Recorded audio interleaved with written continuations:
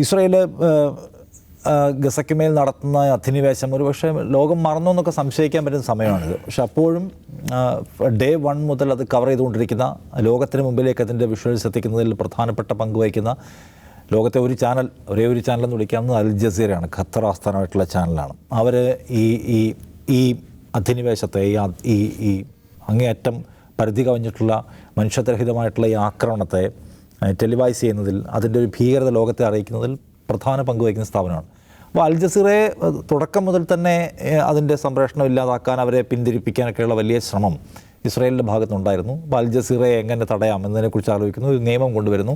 രാജ്യസുരക്ഷയെ ബാധിക്കുന്ന വിദേശ ചാനലുകളെ നിയന്ത്രിക്കാനുള്ള റെഗുലേറ്റ് ചെയ്യുന്ന നിയമം കൊണ്ടുവരുന്നത് പാസ്സാക്കുന്നതിന് ശേഷം ഞങ്ങൾ അവരെ തുരത്തുവന്ന് നെതന്യാഹു തന്നെ പ്രഖ്യാപിക്കുന്നതൊക്കെ നമ്മൾ കാണുന്നുണ്ട്. അപ്പോൾ എന്തായാലും അൽ ജസീറ വഹിക്കുന്ന പങ്ക് വളരെ പ്രധാനപ്പെട്ടതാണ്. അപ്പോൾ നമ്മൾ അതിനെക്കുറിച്ച് സംസാരിക്കാമെന്ന് വിചാരിക്കുകയാണ്. ദൗസേബിന് എന്താണ് ഇപ്പം അൽ ജസീറ എന്ന് പറഞ്ഞ സ്ഥാപനത്തെ ഒരു പ്രധാനപ്പെട്ട ടാർഗറ്റാക്കി ഇസ്രായേൽ മാറ്റുന്നതിൻ്റെ കാരണങ്ങൾ എന്തൊക്കെയായിരിക്കും? അതിൽ ഇപ്പം അൽ ജസീറ എന്ന് പറയുന്നത് 1996 തുടങ്ങിയൊരു ചാനലാണ്. ഇപ്പം മീഡിയ സ്റ്റഡീസിലും ഒരു വാക്കുണ്ട്. മീഡിയ സ്റ്റഡീസിലും കൾച്ചറൽ സ്റ്റഡീസിലും ഒരു സാങ്കേതിക പദമായിട്ട് ഉപയോഗിക്കപ്പെടുന്ന വാക്കാണ് ദ അൽ ജസീറ എഫക്റ്റ് എന്ന് പറയുന്നത്. 2008 എന്താണ് ഫിലിപ്പ് എം സാംസ് എന്ന് പറയുന്ന ആൾ ആ പുസ്തകം എഴുതുന്നത്. ദ അൽ ജസീറ എഫക്റ്റ് എന്ന് പറഞ്ഞ ഒരു പുസ്തകം എഴുതുന്നുണ്ട്. അതിനെ തുടർന്നാണ് അത് ഈ മീഡിയ സ്റ്റഡീസിൽ അതൊരു സാങ്കേതിക പദാവലിയായിട്ട് വരുന്നത്. എന്നുവെച്ചാൽ ലോകത്ത് ഭരണകൂടങ്ങളെ ആ പുസ്തകത്തിൻ്റെ അൽ ജസീറ എഫക്റ്റ് എന്നുള്ളതിൻ്റെ അതിൻ്റെ ഒരു എക്സ്റ്റൻഷനായിട്ട് കൊടുത്തിട്ടുണ്ട്. How the new media reshaping the world politics എന്ന് പറഞ്ഞിട്ട് ലോക രാഷ്ട്രീയത്തെ തന്നെ റീഷേപ്പ് ചെയ്യുന്ന സ്വഭാവത്തിൽ ഈ ഒരു മാധ്യമ സ്ഥാപനം ഇത്രയധികം ഇടപെട്ടിട്ടുണ്ടെങ്കിൽ അത് അൽ ജസീറ മാത്രമാണ്. ആ നിലക്കുള്ള ഇത്രയും കുറഞ്ഞ കാലം കൊണ്ട് ഇത്രയും വലിയ ഇമ്പാക്റ്റ് ലോകത്തുണ്ടാക്കിയത്. അതുകൊണ്ടാണ് ദ അൽ ജസീറ ഇഫക്റ്റ് എന്നുള്ളതൊരു സാങ്കേതിക പദാവലിയായിട്ട് മാധ്യമ പഠന മേഖലയിൽ വന്നിട്ടുള്ളത്. അപ്പോൾ ലോകത്ത് ഒരുപാട് രാജ്യങ്ങളിൽ ഈ നിലയിൽ അൽ ജസീറയുമായി ബന്ധപ്പെട്ട് നിയമങ്ങൾ ഉണ്ടാക്കുകയോ അല്ലെങ്കിൽ റെഗുലേഷൻസ് കൊണ്ടുവരികയൊക്കെ ചെയ്തിട്ടുണ്ട്. ഈവൻ ഇന്ത്യയിൽ പോലും അൽ ജസീറയ്ക്ക് ബാൻ ഉണ്ടായിട്ടുണ്ട് ഒരു നിശ്ചിത കാലയളവിൽ. അപ്പോൾ ഇന്നലെ ഇവർ പാസ്സാക്കിയ നിയമത്തിന് ദ അൽ ജസീറ ലോ എന്നാണ് ഈ ഇസ്രായേലി മാധ്യമങ്ങളൊക്കെ ഉപയോഗിക്കുന്നത്. ദ അൽ ജസീറ ലോ എന്ന് തന്നെയാണ് ആ നിയമത്തിന് പറയുന്നത്. അവരെ സംബന്ധിച്ചിടത്തോളം ഞാൻ അൽ ജസീറയുടെ ഇതിൽ നോക്കുമ്പോൾ അവരെ സംബന്ധിച്ചിടത്തോളം അവർക്കൊരു പുതിയൊരു അനുഭവമല്ല. ഇപ്പോൾ അൽ ജസീറയുടെ വെബ്സൈറ്റിൽ ഇപ്പോൾ നമ്മളിപ്പോൾ ഇതേക്കുറിച്ച് ധാരാളം വാർത്തകളൊന്നും കാണില്ല. ജസ്റ്റ് ഒരു സാധാരണ വാർത്തയുടെ ഒരു ക്യാരിയാണ്. കാരണം 96 മുതലുള്ള അൽ ജസീറയുടെ ഒരു ജേണി എന്ന് പറഞ്ഞാൽ ഇങ്ങനെയുള്ള ഗവൺമെൻറ്റൽ ഇൻ്റർവെൻഷൻസ് അവരുടെ ഒരു ധാരാളം ഉണ്ടായിട്ടുണ്ട്. ഇപ്പോൾ ഇന്നലെ ഏപ്രിൽ 1 ഏപ്രിൽ 1 എന്ന് പറയുന്നത് അൽ ജസീറയിലെ ഹിസ്റ്ററിയിലെ പ്രധാനപ്പെട്ട ദിവസമാണ്. കാരണം 2003 ഏപ്രിൽ 1 ബഗ്ദാദിൽ അവരുടെ ബ്യൂറോയിൽ അമേരിക്ക ബോംബിടുന്നത്. അമേരിക്കയുടെ ഇറാഖ് അധിനിവേശം ഏറ്റവും കൂടുതൽ അങ്ങനെയാണ് അൽ ജസീറ ലോകത്ത് ഏറ്റവും കൂടുതൽ ശ്രദ്ധിക്കപ്പെടുന്നത് ഈ ഇറാഖ് അധിനിവേശം കവർ ചെയ്തിട്ടാണ്. അപ്പോൾ അവരുടെ ബഗ്ദാദ് ബ്യൂറോയിൽ അമേരിക്ക ബോംബിടുന്നു. അവരുടെ റിപ്പോർട്ടർ താരിഖ് അയ്യൂബ് എന്ന് പറഞ്ഞാൽ ഫാറൂഖ് കോളേജിൽ പഠിച്ച ഒരു പലസ്തീൻ പയ്യനായിരുന്നു. താരിഖ് അയ്യൂബ് കൊല്ലപ്പെടുന്നു. അത് വലിയ ഒരു ലോകത്ത് തന്നെ വലിയ വിവാദമായൊരു സംഭവമായിരുന്നു അൽ ജസീറ ബ്യൂറോ ബോംബിട്ട്. അതിനകത്ത് തന്നെ വേറെ തമാശയുണ്ട്. കാരണം അമേരിക്കയുടെ ഇറാഖ് അധിനിവേശം ഏറ്റവും കൂടുതൽ ഇവർ കവർ ചെയ്യുന്നു, ലോകത്തത് വലിയ ചലനങ്ങളുണ്ടാക്കുന്നു. അപ്പോൾ ഖത്തറിൽ നിന്നാണ് ഈ അൽ ജസീറ ബ്രോഡ്കാസ്റ്റ് ചെയ്യുന്നത്. ഇതേ ഖത്തറിലുള്ള സെൻകോമിൽ നിന്നാണ് അമേരിക്കയുടെ യുദ്ധവിമാനങ്ങൾ പറന്നു പോകുന്നത്. അതുകൂടെ അത് വലിയൊരു രാഷ്ട്രീയ കൗതുകമാണ് അതിനകത്തുള്ള.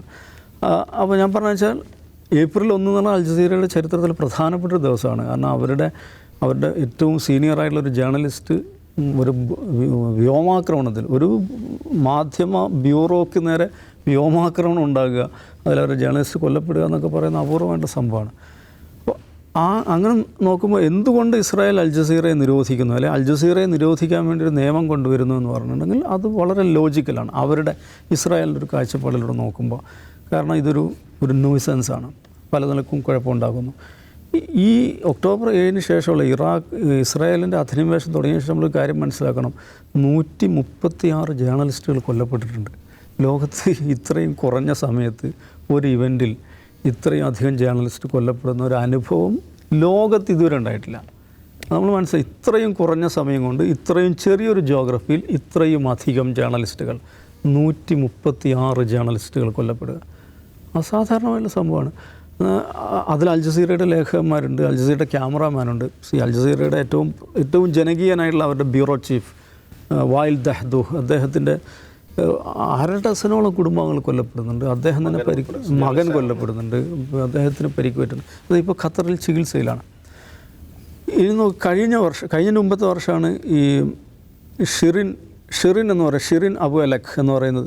ഷിറിനെ കുറിച്ച് നമ്മൾ മനസ്സിലാക്കേണ്ടത് അറബ് വീടുകളിൽ അവരുടെ ഒരു വീട്ടുകാരിയെ പോലെ ട്രീറ്റ് ചെയ്യപ്പെടുന്ന ഒരു ജേർണലിസ്റ്റാണ്. അത്രയും പോപ്പുലറായിട്ടുള്ള അൽ ജസീറയുടെ വനിതാ ജേർണലിസ്റ്റാണ്. അവരെ വെടിവെച്ച് കൊല്ലുകയല്ലേ ചെയ്തത് വെസ്റ്റ് ബാങ്കിൽ. അതിങ്ങനെ യുദ്ധമൊന്നുമില്ല, ഒരു സാധാരണ സംഭവം റിപ്പോർട്ട് ചെയ്യുമ്പോൾ അവരെ വെടിവെച്ച് കൊല്ലുന്നു. പിന്നീട് അവരുടെ കഫൻ പുടവയായിട്ട് അവരുടെ ഈ കൊഫിനുമായിട്ട് പോകുമ്പോൾ അതിന് നേരെ ആക്രമണം നടക്കുന്നു. അങ്ങനെ ജേർണലിസ്റ്റുകളെ ആക്രമിച്ചുകൊണ്ടിരിക്കുന്ന ഒരു പാരമ്പര്യം ഇസ്രായേലിനുണ്ട്. ഇപ്പോൾ നടന്നുകൊണ്ടിരിക്കുന്ന ഈ ഇസ്രായേലിനകത്തുള്ള അൽ ജസീറയുടെ ഓപ്പറേഷൻസ് നിരോധിക്കാനാണ് നിയമം കൊണ്ടുവന്നുള്ളത്. അതിനൊരു സവിശേഷമായൊരു സാഹചര്യം ഉണ്ടെന്നാണ് ഞാൻ വിചാരിക്കുന്നത്. വെച്ചാൽ ഇസ്രായേലിനകത്ത് ഇപ്പോൾ എല്ലാ ദിവസവും വലിയ രീതിയിലുള്ള പ്രതിഷേധങ്ങൾ നടക്കുകയാണ്. 10,000-കണക്കിന് ജനങ്ങളാണ്.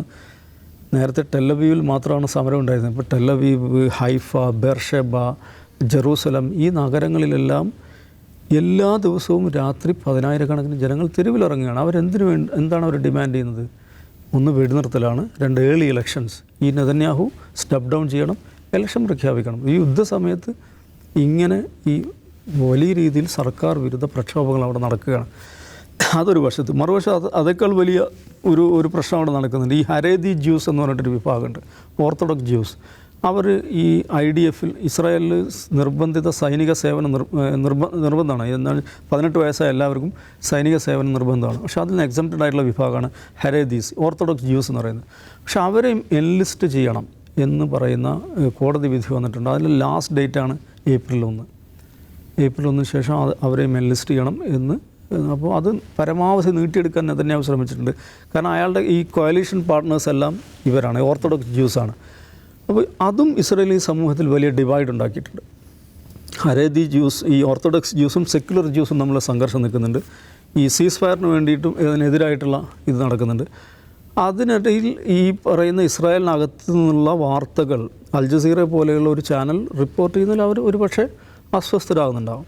പിന്നെ ഉള്ള കാര്യം നോക്കൂ, ഈ ഒക്ടോബർ 7-ന് ശേഷം ഉണ്ടായിട്ടുള്ള ഈ ആക്രമണം അവർ 1-2 ആഴ്ചകൾ കൊണ്ട് ഫിനിഷ് ചെയ്യാമെന്ന് വിചാരിച്ച സംഭവം അത് എവിടെയും എത്തുന്നില്ലെന്ന് മാത്രമല്ല, ഇപ്പോൾ ഇന്ന് ഹാരറ്റ്സിൽ ഈ അൽ ജസീറയുടെ നിരോധനവുമായി ബന്ധപ്പെട്ട് ഒരു അനാലിസിസ് വന്നിട്ടുണ്ട്. അതിൽ അവർ പറയുന്ന കാര്യം എന്ന് വെച്ചിട്ടുണ്ടെങ്കിൽ ഇതിൽ അൽ ജസീറ നിരോധിക്കുക എന്ന് മാത്രമല്ല ഇസ്രായേൽ ഭരണകൂടം കാണുന്നത്, ഖത്തറിന് മേലൊരു പ്രഷർ ഉണ്ടാക്കുക. കാരണം ഖത്തർ ചാനലാണല്ലോ ബേസിക്കലി അൽ ജസീറ. അപ്പോൾ ഖത്തറിന് മേലൊരു പ്രഷർ ഉണ്ടാക്കുക. എന്തിനാണ് ഖത്തറിന് മേൽ പ്രഷർ ഉണ്ടാക്കുന്നത്? നിങ്ങൾ ഈ ഹമാസിനെ ഒന്നും കൂടെ ഒന്ന് മെരുക്കിയെടുക്കണം. അവർ ഈ ഇത്രയും ടഫറായിട്ടുള്ള കണ്ടീഷൻസ് സീസ് ഫയറിന് വെക്കരുത്. അപ്പോൾ അവരൊന്ന് മെരുക്കിയെടുക്കാൻ ഹമാസിന് മേൽ ഖത്തർ സമ്മർദ്ദം ചെലുത്തണം. അതിന് ഖത്തറിന് സമ്മർദ്ദം ചെലുത്തുക എന്നുള്ളത് കൂടെ ഇതിൻ്റെ ലക്ഷ്യമാണെന്ന് ഹാരിസ് പറയുന്നുണ്ട്. അപ്പോൾ അത് നമ്മൾ ശ്രദ്ധിക്കണം. എന്താണ് ഈ സീസ് ഫയർ ടോക്സ് എല്ലാം നടന്നുകൊണ്ടിരിക്കുക, ഹമാസ് ഓരോ ദിവസവും വളരെ കടുത്ത കണ്ടീഷൻസ് വെക്കുകയാണ്. പ്രാക്ടിക്കലല്ല. എന്താണ് ഇത്? ഒട്ടുമേ പ്രാക്ടിക്കൽ അല്ലാത്ത കണ്ടീഷൻസ് ഈ ഹമാസ് എന്തുകൊണ്ട് വെക്കുന്നു എന്ന് പുറത്തു നിന്ന് നോക്കുന്ന ഒരാൾക്ക് സംശയിക്കാം. കാരണം ഇവർക്ക് എങ്ങനെയെങ്കിലും ഒരു സീസ് ഫയർ ഒപ്പിച്ചെടുത്ത് ഇതിൽ നിന്ന് ഊരിയെടുക്കുകയല്ല ഇവർ വേണ്ടത്. കാരണം ഇത്രയും ഭീകരമായ ആക്രമണം നടക്കുന്നു. പക്ഷേ ഹമാസ് ടഫർ കണ്ടീഷൻസ് ഓരോ ദിവസവും വെച്ചുകൊണ്ടിരിക്കുകയാണ്. അതേക്കുറിച്ച് ഈ പറയുന്ന കാര്യം എന്താണെന്ന് വെച്ചിട്ടുണ്ടെങ്കിൽ, ഇസ്രായേലി സമൂഹത്തിനകത്തുണ്ടായുള്ള ഈ ഡിവൈഡ് അത് പരമാവധി മൂർച്ഛിക്കട്ടെ എന്നാണ് ഹമാസ് കാണുന്നത്. അപ്പോൾ അത് പരമാവധി ആ ഒരു ഡിവിഷൻ മൂർച്ഛിക്കുക, അങ്ങനെ ഇസ്രായേൽ കൂടുതൽ കൺസെഷനിലേക്ക് ഇസ്രായേലിനെ കൊണ്ടെത്തിക്കുക എന്നൊരു സ്ട്രാറ്റജിയാണ് ഹമാസ് സ്വീകരിക്കുന്നത് എന്നാണ് ഈ മിഡിൽ ഈസ്റ്റിലെ പൊളിറ്റിക്കൽ അനലിസ്റ്റുകൾ അതേക്കുറിച്ച് പറയുന്നത്. അപ്പോൾ എല്ലാ നിലക്കും ആഭ്യന്തരമായും വൈദേശികമായും ഇസ്രായേലിനെ സംബന്ധിച്ചിടത്തോളം അവരുടെ കയ്യിൽ നിന്ന് പോയി കഴിഞ്ഞൊരു യുദ്ധമാണിത്. ഇന്നുണ്ടായൊരു സംഭവം കൂടെ ശ്രദ്ധിക്കണം. വേൾഡ് സെൻട്രൽ കിച്ചൺ എന്ന് പറയുന്ന ഒരു അമേരിക്കൻ NGOയുടെ 7 അവരുടെ വോളണ്ടിയേഴ്സാണ് കൊല്ലപ്പെട്ടിരിക്കുന്നത്. അവർ പോളണ്ടുകാരുണ്ട്, ഓസ്ട്രേലിയക്കാരുണ്ട്, ബ്രിട്ടീഷുകാരുണ്ട്. ഇതുണ്ടാക്കുന്ന ആഘാതം ചില്ലറയില്ല. ഇത് എന്താണ്? ഞങ്ങൾ ഹമാസ് തീവ്രവാദികളാണ് കൊന്നുകൊണ്ടിരിക്കുന്നതെന്നാണ് ഇസ്രായേൽ പറഞ്ഞുകൊണ്ടിരുന്നത്. അങ്ങനെയല്ല, ഇവരെല്ലാവരെയും കൊല്ലുകയാണ് എന്ന് ഇസ്രായേലിൻ്റെ ഏറ്റവും പ്രധാനപ്പെട്ട സപ്പോർട്ടേഴ്സായിട്ടുള്ള രാജ്യത്തുള്ള ആളുകളാണ് കൊല്ലപ്പെട്ടിരിക്കുന്നത്. അവരുടെ വാനിന് നേരെ, അവരുടെ വാൻ്റെ മുകളിലാണ് മിസൈൽ പതിച്ചിരിക്കുന്നത്. ആ വാൻ്റെ മുകളിൽ വരെ, അത് ശ്രദ്ധിക്കണം, ആ സാധാരണഗതിയിൽ ഒരു വാൻ്റെ സൈഡിലാണ് അതിൻ്റെ നെയിം ബോർഡ് എഴുതി വെക്കുക. പക്ഷേ ഇതിൻ്റെ സീലിംഗ് ഇതിന് മുകളിൽ എഴുതി വെച്ചിട്ടുണ്ട് വേൾഡ് സെൻട്രൽ കിച്ചൺ എന്നും അവരുടെ വലിയ ലോഗോയും ഒട്ടിച്ച് വെച്ചിട്ടുണ്ട്. എന്നാണ് അത്? എവിടെ നിന്നും പട്ടാളക്കാർ നോക്കിയാൽ അവർക്ക് മനസ്സിലാകണം ഇതൊരു NGOയുടെ വാഹനമാണ്, സന്നദ്ധ സംഘടനയുടെ വാഹനമാണെന്ന് മനസ്സിലാക്കാൻ വേണ്ടിയിട്ട്. എന്നിട്ട് പോലും ആ കാറിന് മുകളിൽ, ആ വാനിന് മുകളിൽ മിസൈൽ അയച്ച് കൊന്നിരിക്കുകയാണ്. ഈ ഓസ്ട്രേലിയൻ പ്രധാനമന്ത്രി അതിശക്തമായ ഭാഷയിലാണ് അതിനെതിരെ പ്രതികരിച്ചിരിക്കുന്നത്. അപ്പോൾ ഇത് ഇസ്രായേലിനെ സംബന്ധിച്ചിടത്തോളം അവർ സ്ലിപ്പായിക്കൊണ്ടിരിക്കുക, ഈ യുദ്ധം അവർക്ക് സ്ലിപ്പായിക്കൊണ്ടിരിക്കുകയാണ്. ആ സമയത്ത് ശരിയായ വിവരങ്ങൾ പുറത്തു വരുന്നത് അവർ ഭയക്കുന്നു എന്നുള്ളത് തന്നെയാണ് നമ്മൾ കാണേണ്ടത്. ഈ ഫലസ്തീൻ ഇസ്രായേൽ ക്ലാഷിൽ നമ്മൾ ഏറ്റവും കൂടുതൽ ശ്രദ്ധിക്കുന്ന ഒരു കാര്യം, ആദ്യം തന്നെ ബോംബാക്രമണം നടക്കുന്നത് CNN നേരെയാണ്. CNN, പിന്നെ അൽജസീറയുടെ ബ്യൂറോ ഓഫീസ്, അൽജസീറയുടെ വിവിധ മാധ്യമ പ്രവർത്തകരെയൊക്കെ ആക്രമിക്കുകയായിരുന്നു ചെയ്തത്. അപ്പോൾ ഇസ്രായേൽ എല്ലാ കാലത്തും ചെയ്തുകൊണ്ടിരിക്കുന്ന ഒരു കാര്യമാണ് മാധ്യമങ്ങൾ അറ്റാക്ക് ചെയ്യുക എന്നുള്ള കാര്യം. പക്ഷേ അതിൻ്റെ കാരണം എന്ന് വെച്ചാൽ അവിടെ നിന്ന് ഇപ്പോൾ ഗസയിൽ റിപ്പോർട്ട് ചെയ്യാൻ ഫോറിൻ മീഡിയയ്ക്ക് അനുമതിയില്ല.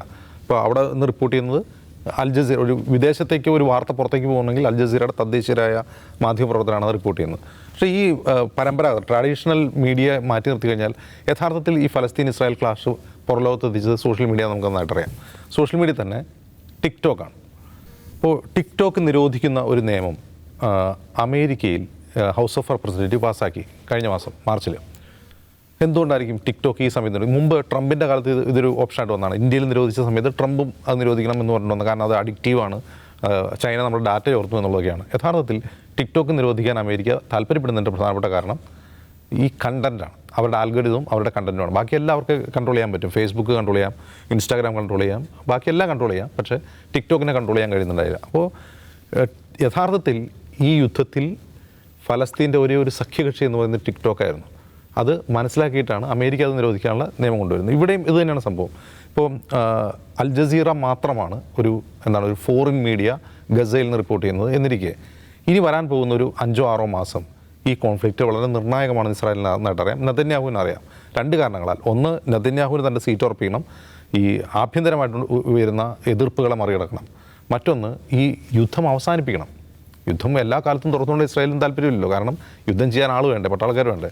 അപ്പോൾ ഈ യുദ്ധം ഇസ്രായേലിന് അവസാനിക്കണം. അതൊരു ഇനി വരാൻ പോകുന്ന ഒരു 5-6 മാസത്തേക്ക് അവർക്ക് വേണ്ടി വരും. ഇപ്പോൾ ഈ കൊണ്ടുവരുന്ന നിയമപ്രകാരം എല്ലാ കാലത്തേക്കും അൽജസീറയെ നിരോധിക്കുക എന്നുള്ളതല്ല, ഒരു 6 മാസം, ജൂലൈ വരെയാണ് അതിൻ്റെ ഒരു കാലാവധി നിരോധിച്ചാൽ തന്നെ. അപ്പോൾ ആ 6 മാസത്തിനുള്ളിൽ ഇവർക്ക് വളരെ നിർണായകമായ ചില കാര്യങ്ങൾ, ഒന്നുകിൽ യുദ്ധം അവസാനിപ്പിക്കണം, ആഭ്യന്തരമായുണ്ടാകുന്ന ശൈഥില്യങ്ങളെ അടിച്ചൊതുക്കണം. അപ്പോൾ എന്ത് ചെയ്യണം? അവിടെ നിന്നുണ്ടാകുന്ന കാര്യങ്ങൾ പുറത്തേക്ക് പോകരുത്, അവിടെ ഉണ്ടാകുന്ന വിഷയങ്ങൾ റിപ്പോർട്ട് ചെയ്യപ്പെടരുത് എന്ന് മാത്രമല്ല, ഈ നിയമം ഉപയോഗിച്ച് ഒരു പക്ഷേ ഈ ഗസയിൽ നിന്നുള്ള റിപ്പോർട്ടിങ് കൂടി ചിലപ്പോൾ തടയാൻ ഇസ്രായേൽ ശ്രമിച്ചേക്കും. ഗസയിലും വെസ്റ്റ് ബാങ്കിലും ഇവരുടെ പ്രവർത്തനം തടയാൻ വേണ്ടിയുള്ള ശ്രമങ്ങൾ ഇസ്രായേൽ നടത്തിയേക്കും. അതുതന്നെയാണ് കാരണം ഇനി വരാൻ പോകുന്നത് ഈ കോൺഫ്ലിക്റ്റിലെ വളരെ നിർണായകമായ ഒരു 6 മാസമാണെന്ന് നമ്മൾ കണക്കാക്കേണ്ടിയിരിക്കും. അതാണ്. നമുക്കിത് അവസാനിപ്പിക്കാം, നാളെ ഇരിക്കാം. നമസ്കാരം.